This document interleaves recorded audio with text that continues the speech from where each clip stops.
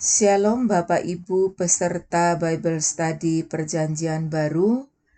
Hari ini kita sudah sampai di Injil Lukas pasal 14 dan kita akan bersama-sama belajar dari Injil Lukas pasal 14 ayat 1 sampai 14 dan 25 sampai 35. Bagian yang pertama kita lihat Injil Lukas pasal 14 ayat 1 sampai 6 tentang lagi penyembuhan pada hari Sabat. Diceritakan suatu hari Sabat Yesus datang ke rumah salah seorang pemimpin orang Farisi untuk makan. Nah, semua yang hadir di situ mengamat-amati dengan saksama. Apa sih tujuannya? Tujuannya tentu saja mengamati kalau Tuhan Yesus akan melakukan sebuah tindakan yang tidak sesuai dengan aturan Yahudi. Nah, tradisi Yahudi, mereka tidak boleh melakukan pekerjaan penyembuhan pada hari Sabat. Dan apa yang terjadi pada saat itu?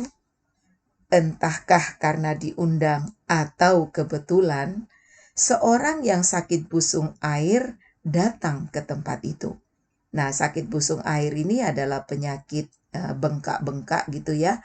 Jadi kakinya bengkak, tangannya bengkak, dan juga perutnya bengkak. Melihat orang sakit itu, Yesus mengajukan pertanyaan kepada ahli-ahli Taurat dan orang-orang Farisi yang ada di sekitarnya. Pertanyaannya seperti ini. Apakah diperbolehkan menyembuhkan orang pada hari Sabat atau tidak? Nah, sebetulnya pertanyaan ini merupakan sebuah pertanyaan yang tidak membutuhkan jawaban. Karena mereka jawab atau tidak, Yesus pasti akan menyembuhkan orang itu. Nah, karena apa? Karena Yesus selalu berbelas kasihan kepada orang yang menderita. Benar saja, tidak ada seorang pun yang menjawab pertanyaan Yesus.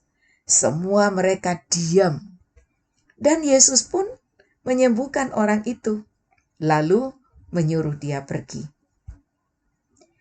Ahli-ahli Taurat dan orang-orang Farisi menyaksikan dan no comment. Biasanya mereka protes akan tindakan Yesus. Sebelum mereka bertanya, Yesus mengajukan pertanyaan lanjutan. Siapakah di antara kamu yang tidak segera menarik keluar anaknya atau lembunya kalau terperosok ke dalam sebuah sumur, meskipun pada hari Sabat? Nah, untuk pertanyaan ini pun mereka tidak membantah. Karena sesungguhnya mereka pasti akan melakukan seperti yang Yesus katakan. Tidak mungkinlah mereka membiarkan anaknya atau lembunya kalau terperosok ke dalam sumur, dibiarkan gitu mati. Tidak mungkin. Artinya, mereka pasti segera melakukan tindakan sekalipun itu pada hari Sabat. Nah, apa yang kita pelajari dari perikop ini? Ternyata Yesus sedang mengajarkan sesuatu yang penting buat mereka, termasuk buat kita juga. Melakukan tindakan kasih itu jauh lebih baik daripada hanya sekedar aturan agama. Selanjutnya bagian yang kedua kita lihat dari Lukas 14 ayat 7 sampai 11. Judul perikopnya tentang yang paling utama dan yang paling rendah. Bagian ini masih berhubungan dengan ayat 1 sampai 6 tadi ya. Tuhan Yesus memperhatikan tamu-tamu yang datang dan mereka cenderung untuk menduduki tempat-tempat kehormatan, yakni di bagian depan. Nah, melihat itu Tuhan Yesus memberikan perumpamaan undangan ke pesta perkawinan. Tradisi waktu itu, jika ada pesta, maka tuan pesta akan menunjuk seseorang yang akan menjadi pemimpin pesta, yang akan mengurusi segala hal yang berurusan dengan pestanya. Ingatkan peristiwa pernikahan di Kana? Nah, seperti itulah. Seperti zaman kita sekarang ya, mungkin ada orang yang tidak mau repot, maka semuanya diserahkan kepada event organizer atau EO. Nah, saat Tuhan Yesus memperhatikan tamu-tamu yang datang, dia memberikan perumpamaan ini dengan mengatakan, ya saya pakai bahasa sederhananya aja ya, kalau kamu datang ke pesta perkawinan, duduklah di tempat biasa, jangan di tempat kehormatan. Ntar kalau kamu duduk di tempat kehormatan, mungkin tempat itu sudah disediakan bagi orang lain yang lebih terhormat dari kamu. Dan jika kamu duduk di situ, pemimpin pesta akan menyuruhmu pindah, karena tempat itu bukanlah untukmu. Dan tentunya kamu pasti malu. Tapi sebaliknya, jika kamu duduk di tempat biasa, kalau memang kamu itu tamu terhormat, maka pemimpin pesta akan mempersilahkan kamu pindah ke tempat yang sudah disediakan bagi orang-orang yang terhormat yang diberikan tentunya oleh tuan pesta. Itu akan membuat kamu bangga karena semua orang akan melihat kamu. Nah, gitu ya. Perumpamaan ini ditujukan kepada siapa? Kepada para undangan. Tuhan Yesus mengajarkan tentang sikap rendah hati dan tidak mencari kehormatan bagi diri sendiri.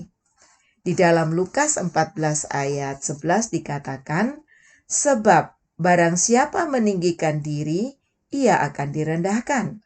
Dan barang siapa merendahkan diri, ia akan ditinggikan. Nah, apa pembelajaran yang bisa kita pelajari dari perikop ini? Tuhan melihat dan menilai semua orang. Mari kita menjadi orang yang punya sikap rendah hati dan menghidupinya, tidak mengejar kehormatan dunia.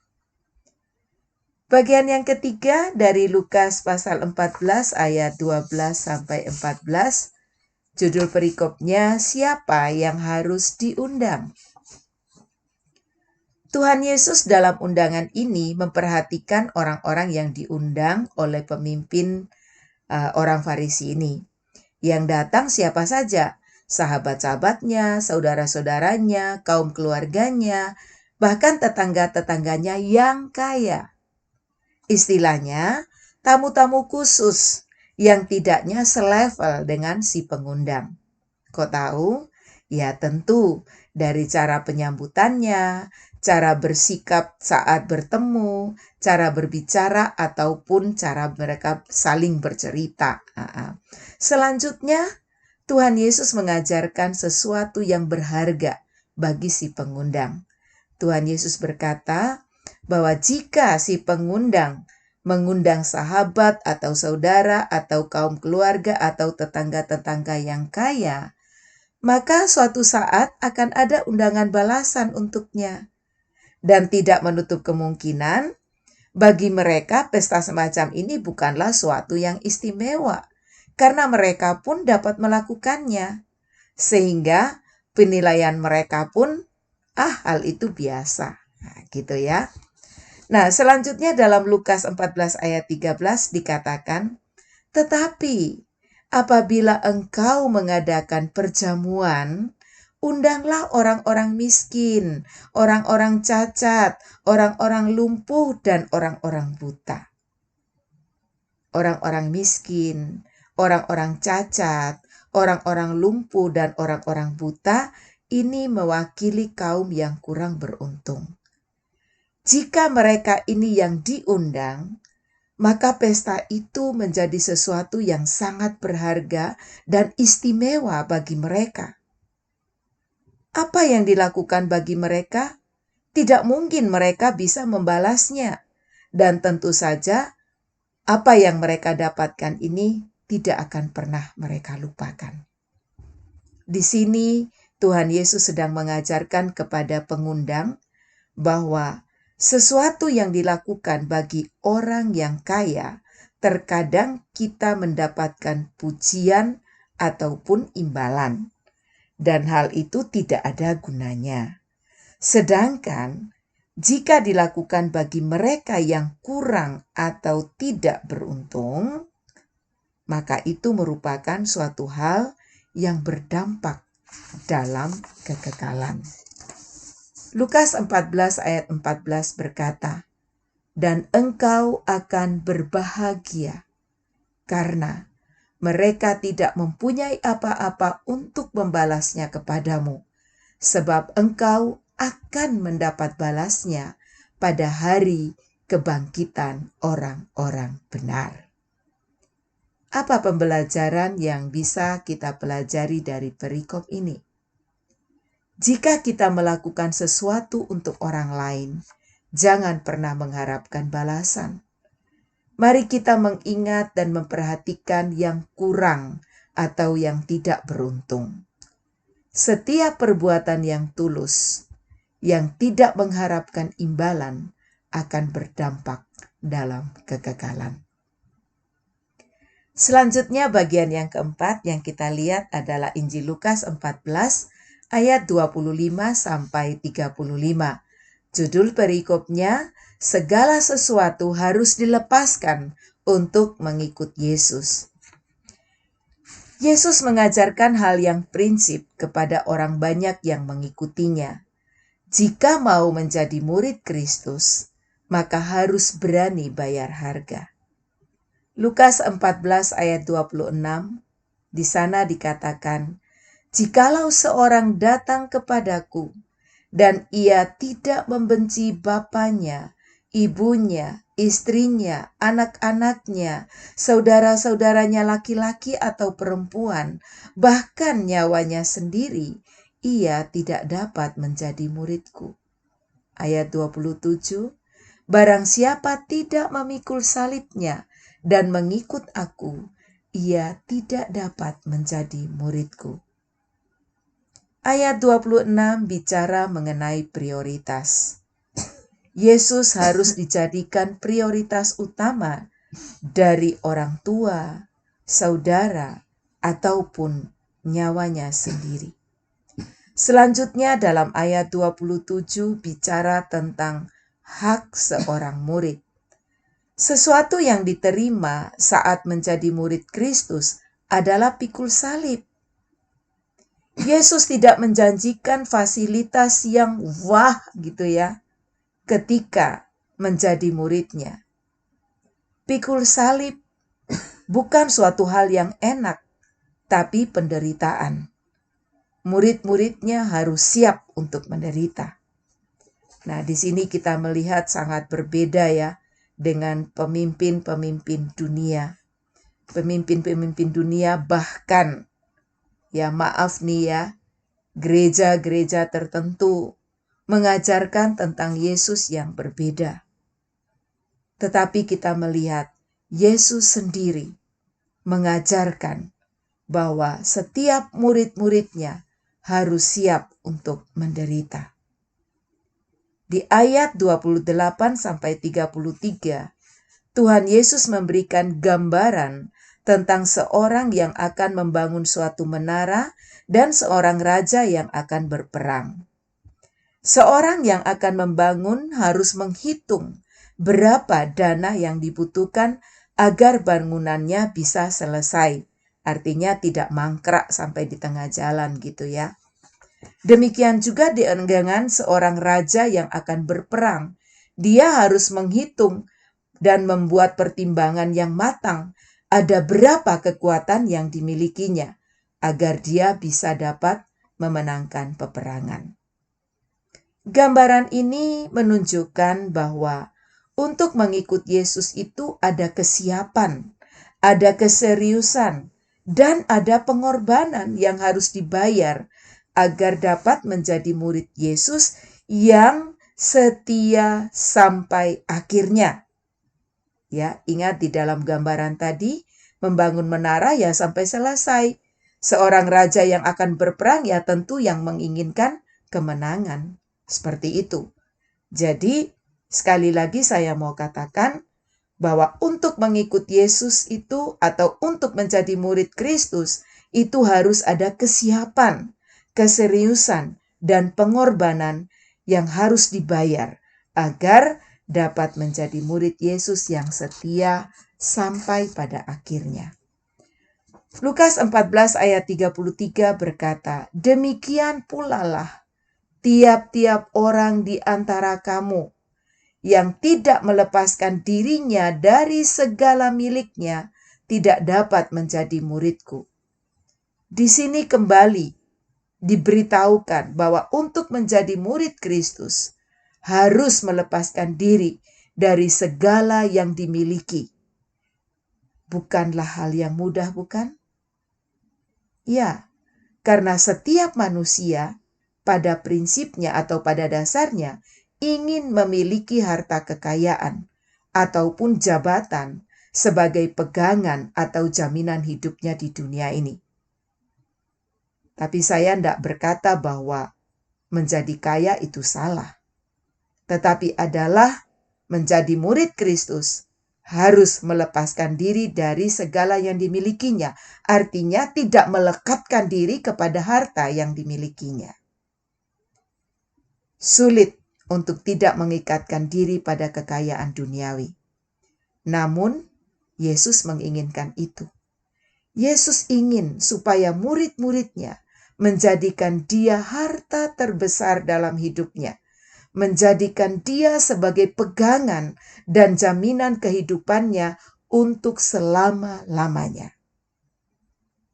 Selanjutnya, di dalam Lukas 14 ayat 34 sampai 35, di sana dikatakan, garam memang baik, tetapi jika garam juga menjadi tawar, dengan apakah ia diasinkan? Tidak ada lagi gunanya, baik untuk ladang maupun untuk pupuk, dan orang membuangnya saja. Siapa mempunyai telinga untuk mendengar, hendaklah ia mendengar. Di sini Yesus memberikan sebuah tanggung jawab kepada murid-muridnya untuk menjadi garam. Siapapun manusia di dunia ini pasti membutuhkan garam. Artinya, setiap murid Kristus dibutuhkan oleh semua orang di dunia ini. Diharapkan setiap murid Kristus dapat memberi rasa yang nikmat, tidak menjadi garam yang tawar. Artinya, jangan menjadi murid Kristus yang tidak berguna. Dimanapun dan kapanpun, setiap murid Kristus harus menyatakan karakter Kristus kepada dunia, menyatakan Kristus yang ada di dalam hidupnya. Yesus mengajarkan bahwa mengikut Dia ada harga yang harus dibayar. Jangan mengikut Dia karena mujizat-mujizat yang telah diperbuatnya. Yesus mempersiapkan dan mengajarkan orang banyak yang mengikutinya tentang harga yang harus dibayar, dan juga mengajarkan tanggung jawab yang harus dikerjakan. Apa yang bisa kita pelajari dari perikop ini? Menjadi murid Yesus, siap bayar harga. Menjadikan Yesus prioritas utama, siap menderita. Rela melepaskan segala sesuatu dan menjadikan Yesus harta yang paling berharga dari sekarang sampai selama-lamanya. Lalu siap melaksanakan tugas sebagai garam dengan penuh tanggung jawab.